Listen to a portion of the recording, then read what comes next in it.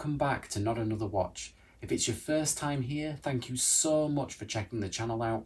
My name is Phil, and on this channel we tend to take a look at watches that are around $500 or down. Sometimes there are exceptions, but today is not one of them. Today we're looking at a watch that retails for $89.99 US, and oftentimes on AliExpress you can find it on sale for less than $70. What watch am I talking about? Well, I'm talking about this, the Pagani Design Rolex Daytona Homage watch. So without further ado, let's turn that camera around and take a closer look. Okay guys, this is the Pagani Design Rolex Daytona Homage. Now, it's not really an unboxing, I just wanted to give you guys that have never seen an unboxing of a Pagani Design a bit of an idea of what you get with the Pagani Design watches, as they're much the same. This one has got a nice felted inside with the Pagani Design brand, paper card box. You get this with most of them, the branded blue Pagani Design cleaning cloth. This one came with a tag, which you don't get with all of them. And then this paperwork here, you get the user manual and international guarantee. You'll notice the international guarantee, other than having a printed Pagani Design logo on the bottom, is unsigned and not filled out. Likewise with the guarantee card, not signed or stamped. It's pretty much standard with the Pagani. Here we are, but this is what you came to see, so let's set this all aside and get on with taking a look at this watch. Now, the reference number for this one is PD1664. It comes in various colorways. Does come on a bracelet. You can get it on a bracelet, but I opted for this silicone rubber strap, as I'd heard some unfavorable reviews of the bracelet that comes with this one. But color choices on this one are vast and varied. You can get the white panda dial version. I opted for this black one, bearing in mind that I was going to get the rubber strap because I felt it looked really nice, the combination of colors. This one is powered by a Seiko VK63 meca-quartz movement. The case diameter is 40 millimeters across. If you take into consideration the crown and the pushers, you're more like 43.5 millimeters. Lug-to-lug, you have 47 millimeters. A nice 20 millimeter lug width, so this will fit many different straps.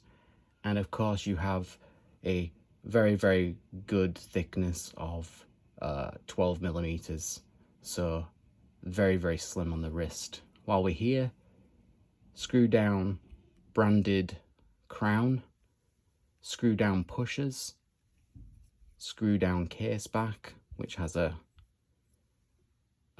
starfish in the middle. Not sure what the significance of that is. Maybe one of you guys could tell me if you know. But then you've got the 100 meters water resistance, stainless steel Pagani Design, and it does actually have the PD1664 reference number there.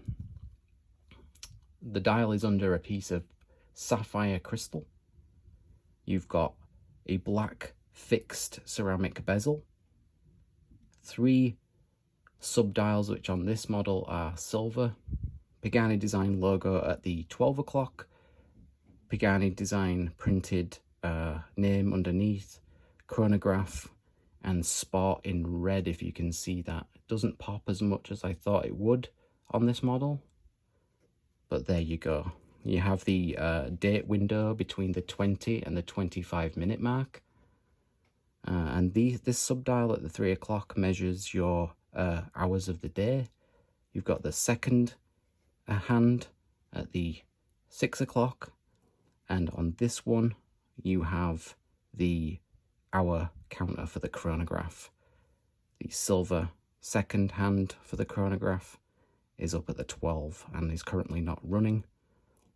To activate this, you unscrew this top pusher, and then it mechanically clicks into gear as you push. It starts running that second hand round of the chronograph quite smoothly. To stop it, you engage that button again, and to reset it, and again it'll reset mechanically because it's a meca-quartz, you unscrew this bottom pusher and you push it, and if you look closely, it pings back to the 12 o'clock, just like that.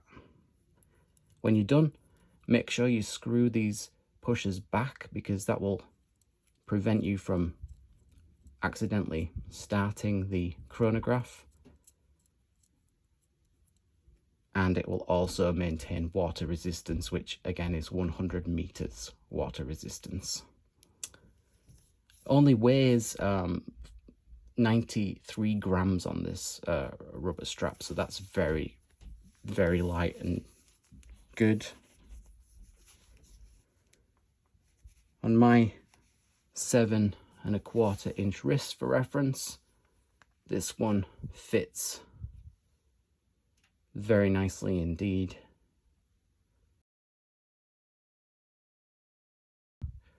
You've got that signed stainless steel buckle there. Don't think there's any AR coating on the glass, but everything is pretty legible, barring probably the subdials. And this does have loom, but as the inserted loom shot will show you, it's not great. It's not great at all. Not a lot of space to fit that loom in, and it's very, very unevenly applied.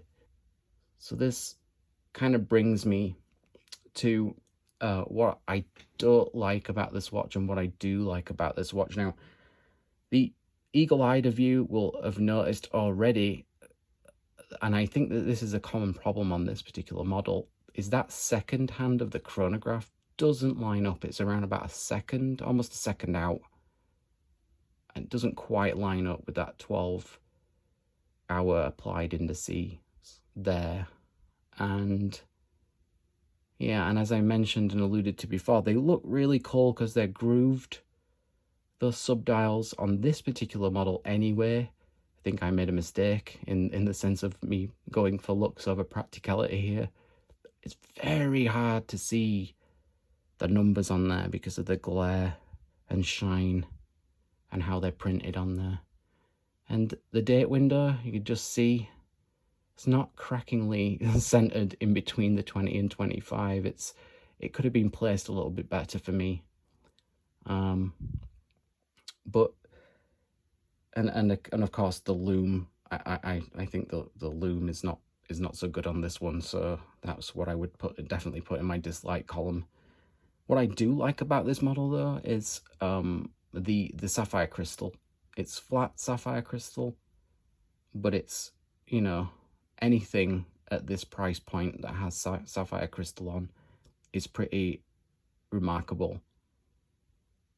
The screw down pushers as well, and the screw down crown, of course, but that's a really nice touch. I can't feel like a few years ago you would have got any models at this price point under $100 US with screw down pushers. I think that's really, really nice. The rubber strap as well is excellent. It's not one of those silicone straps that pick up lint and dust.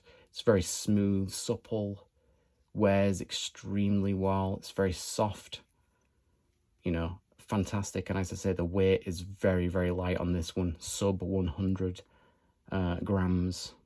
So that's fantastic. And I think the size of this one as well is very, very nice. You know, it's only 12 millimeters thick, and as you can see there, high polished case. Hello there, guys. You can see my face. And there's only a little bit of brushing here and here either side of the lugs, polished mid there, and everything else is very high polished. It does mean that you will pick up scratches, micro scratches really easily.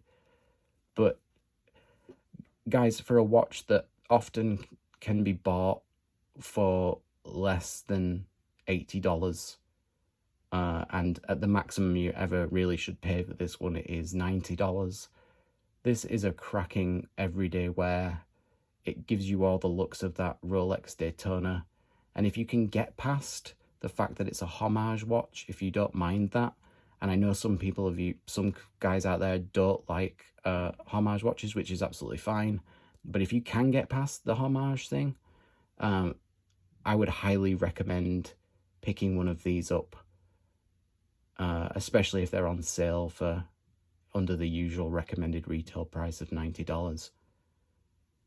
So yeah, that about concludes our review of the Rolex Daytona Homage. I hope you've enjoyed it, guys. Tell me what you think of the watch. Do you like homage watches? If you do, let me know. If you don't, let me know as well. While you're here, if you haven't subscribed, please subscribe to the channel. It really does help.